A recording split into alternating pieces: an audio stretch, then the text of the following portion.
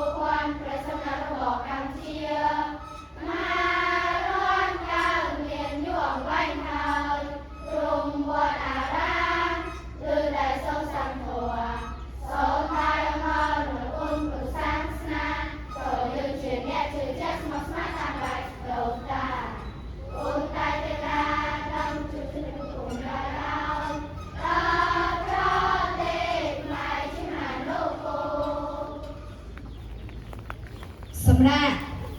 ប្រងសូមឲ្យថ្នាក់ទី3និងថ្នាក់ទី4ត្រឡប់ក្រោយបែរសម្រាប់ប្រងបំបាយឈួរ